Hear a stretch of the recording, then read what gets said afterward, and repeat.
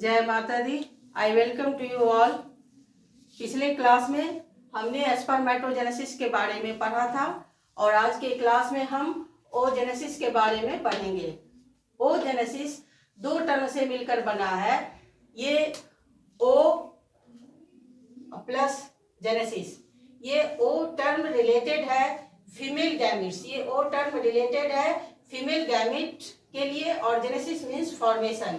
इसका मतलब oogenesis is the process of formation of female gamete और haploid female germ cell. Female gamete बनता है फीमेल ह्यूमन के फीमेल्स में जो प्राइमरी सेक्स ऑर्गन्स होते हैं जिसको गोनैड्स कहते हैं, वो ओवरीज होते हैं। ये दोनों ओवरी अल्टरनेटली हर मंथ एक ही ओवम रिलीज करते हैं। जिस तरह स्पर्मेटोजेनेसिस में हमने पढ़ा था कि स्पर्म 3 फेज में बनता है। पहला होता है एम फेज यानी मल्टीप्लिकेशन फेज, दूसरा होता है ग्रोथ फेज और तीसरा होता है मैचुरेशन फेज। ठीक उसी तरह स्पर्मेटोजेनेसिस की तरह ही ओजेनेसिस भी 3 फेज में पूरा होता है। पहला मल्टीप्लिकेशन फेज, दूसरा ग्रोथ फेज और तीसरा मैचुरेशन फेज। मल्टीप्लिकेशन फेज में हमने स्पर्मेटोजेनेसिस में पढ़ा था कि ये मेल्स में प्यूबर्टी आने पर स्टार्ट होता है, लेकिन ह्यूमन के फीमेल्स में मल्टीप्लिकेशन फेज प्यूबर्टी से बहुत पहले, बर्थ से भी पहले एम्ब्रियोनिक स्टेज में, जब वो फीटस के रूप में यूट्रस में रहता है, उसी समय से इसका ये स्टार्ट हो जाता है। तो ओवरी यानी कि जब फीमेल चाइल्ड का जो बर्थ होता है, उस फीमेल चाइल्ड के बर्थ से पहले ही, फीमेल चाइल्ड के जन्म लेने से पहले ही ओजेनेसिस स्टार्ट हो जाता है। तो बर्थ से पहले जो ओवरी, सपोज कि ये ओवरी है, ठीक है, तो ये ओवरी है और ये ओवरी आलमंड शेप्ड का होता है। ये ओवरी ह्यूमन के फीमेल रिप्रोडक्टिव सिस्टम का हिस्सा है जो यूट्रस से लिगामेंट के द्वारा अटैच होता है और लोअर एब्डोमिनल रीजन में ये मेसोवेरियम से अटैच होता है, कनेक्टेड होता है। तो ओवरी का बाहर वाला हिस्सा और ये अंदर वाला हिस्सा, जो बाहर आउटर मोस्ट लेयर है, जो ओवरी का, यहाँ देखिए लिखा हुआ है, जो आउटर मोस्ट लेयर है ओवरी का, वो जर्म से, जर्मिनल एपिथेलियल सेल्स से, जिस तरह आपने उसमें पढ़ा था स्पर्मेटोजेनेसिस में कि उसमें भी जो टेस्टिस जो होता है वो बाहर में प्राइमोर्डियल जर्म सेल्स होते हैं, उसी तरह ये जो ओवरी का बाहर वाला लेयर है, जो बाहर वाला लेयर है, इसके चारों तरफ जर्मिनल एपिथेलियम से ये सराउंड होता है। यही जर्मिनल एपिथेलियल सेल्स कहलाते हैं प्राइमोर्डियल जर्म सेल्स, जो डिप्लॉयड होते हैं। और ये डिप्लॉयड प्राइमोर्डियल जर्म सेल्स में माइटोसिस या क्या होता है, माइटोसिस होता है। माइटोसिस के द्वारा, माइटोसिस में आप जानते हैं कि डिप्लॉयड से डिप्लॉयड सेल्स बनते हैं, तो ये माइटोसिस के द्वारा ये डिप्लॉयड से ये डिप्लॉयड सेल्स बनते हैं, ढेर सारे सेल्स बनते हैं जिसे हम ओगोनिया कहते हैं। इस तरह आपने क्या सीखा कि ओवरी जो चारों ओर से, बाहर से जर्मिनल एपिथेलियम सेल से घिरा होता है, डिप्लॉयड होता है, उसी जर्मिनल सेल्स में माइटोसिस होता है और माइटोसिस के द्वारा जो सेल्स बनते हैं उसे हम ओगोनिया कहते हैं। ये बाय द 25th वीक में बनता है, ये भी डिप्लॉयड है। अब ये जो ओगोनिया है, ये ओगोनिया ये किस फेज में बने, ये एम फेज में बने, मल्टीप्लिकेशन फेज में। इस तरह ओजेनेसिस का जो पहला फेज है मल्टीप्लिकेशन फेज, उस फेज में प्राइमोर्डियल जर्म सेल से ओगोनिया का फॉर्मेशन हुआ। अब ये ओगोनिया इंटर कर जाते हैं ग्रोथ फेज में। तो ग्रोथ फेज में ये जो ओगोनिया है, इसमें से कुछ ही ओगोनिया, सभी ओगोनिया नहीं, कुछ ही ओगोनिया ग्रोथ फेज में मतलब बड़े होते हैं। बड़े होकर के ये जो प्राइमरी ओसाइट बनाते हैं। ये ग्रोथ फेज ये लॉन्गेस्ट फेज होता है, ये सबसे लंबा होता है, क्योंकि ये लंबा इसलिए होता है कि ये ग्रोथ फेज जन्म से पहले स्टार्ट होता है, इम्ब्रायनिक स्टेट में ही जन्म से पहले स्टार्ट होता है और कंटिन्यूड रहता है प्यूबर्टी तक। तो so this is the longest phase. तो जब ये जो बड़े हुए वो प्राइमरी ओसाइट कहलाए और ये भी डिप्लॉयड ही हैं और इसमें भी क्रोमोसोम्स का नंबर 46 है और ये XX आप जानते ही हैं।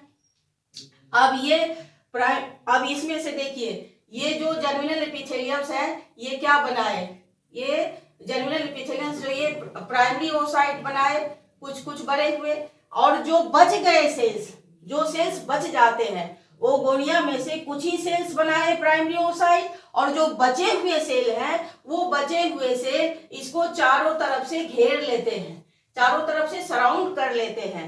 तो इस तरह प्राइमरी ओसाइट को जो बचा हुआ सेल्स चारों तरफ से घेर लेता है उसे हम ग्रैनुलोसा सेल्स कहते हैं। और यहाँ पर अब ये प्राइमरी फॉलिकल का फॉर्मेशन हो गया।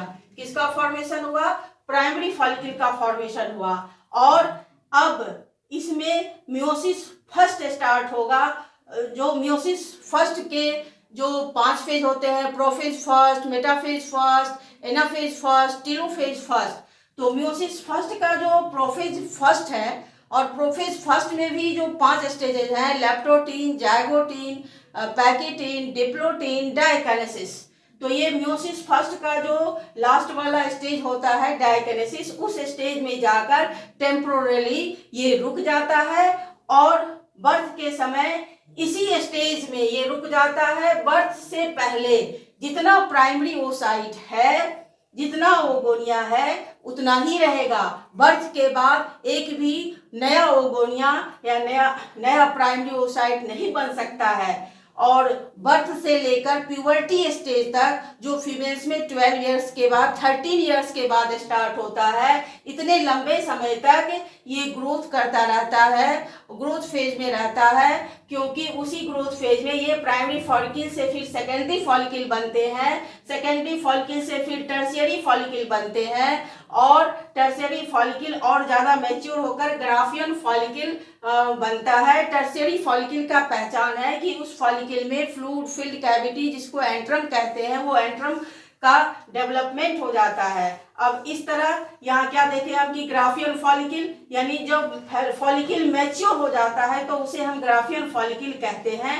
ये प्यूबर्टी के जब स्टार्ट होता है तब बनता है। प्यूबर्टी जब स्टार्ट होता है तो जो ओवरी के अंदर जो वो थेका इंटरना होता है, वो थेका इंटरना से एस्ट्रोजन हार्मोन का जो रिलीज एस्ट्रोजन हार्मोन निकलता है उसके इफेक्ट में होता है और उसके बाद इसमें ये मियोसिस फर्स्ट जो है यहाँ कंप्लीट होता है। और मियोसिस फर्स्ट कंप्लीट होने के बाद जो ये प्राइमरी ओसाइट में जो मियोसिस फर्स्ट शुरू हुआ था बर्थ से पहले, बर्थ के टाइम में, और उसके बाद वो रुक गया और जब प्यूबर्टी आया तब ये जाकर कंप्लीट हुआ। और जब मियोसिस फर्स्ट कंप्लीट हुआ तो इससे 2 हैप्लॉइड स्ट्रक्चर बने जिसमें एक फर्स्ट बना जो पोलर बॉडी हुआ अनइक्वल। ये अनइक्वल होते हैं, ये अनइक्वल होते हैं। स्पर्मेटोजेनेसिस में हमने पढ़ा था कि दोनों इक्वल होते हैं, यहाँ ये अनइक्वल होता है। ये जो सेकेंडरी ओसाइट है ये हैप्लॉइड है और ये लार्जर है और ये जो पोलर बॉडी है इसमें सिर्फ ये क्रोमोसोम्स नंबर है बट इसमें साइटोप्लाज्म नेग्लिजिबल अमाउंट में होता है, इसलिए ये डिजेनरेट कर जाते हैं। अब फिर ये सेकेंडरी ओसाइट जो है इसमें मियोसिस सेकेंड हुआ और ये जो सेकेंडरी ओसाइट है ये टर्शियरी फॉलिकल में है और इसी स्टेज में वो जो ग्राफियन फॉलिकल है वो रप्चर करेगा FSH और LH के इफेक्ट में और ये रिलीज होगा, जिसे हम ओवुलेशन कहेंगे। Meiotic second division arrested at metaphase. और ये जब ओवुलेशन जब रिलीज हुआ तो ये जाकर फैलोपियन ट्यूब में जाता है और मियोसिस सेकेंड कंप्लीट होता है फर्टिलाइजेशन के टाइम में, जब रिलीज ओवम और फैलोपियन ट्यूब के अंदर जाता है और वहाँ एंट्री होता है उसका, तब ये जाकर वहाँ उसका कंप्लीशन होता है, completion of second meiotic division. यदि एक फर्टिलाइज्ड नहीं हुआ तो वो डिजेनरेट हो जाता है और फिर वो मेंस्ट्रुअल साइकिल में जाकर वो काउंट होता है। और यदि ये completion of second meiotic division फिर इसमें होता है तो ये एक ओवम बने और दूसरा सेकेंड पोलर बॉडी बना। इस तरह आपने ये पढ़ा कि ओजेनेसिस प्राइमोर्डियल जर्म सेल से स्टार्ट हुआ और यहाँ जाकर के आपको एक ओवम बना। इसका मतलब कि ओजेनेसिस में सिर्फ एक ही ओवम बनता है, जबकि स्पर्मेटोजेनेसिस में एक प्रिमोर्डियल जर्म सेल से 4 स्पर्मेटिड्स बनते हैं। धन्यवाद।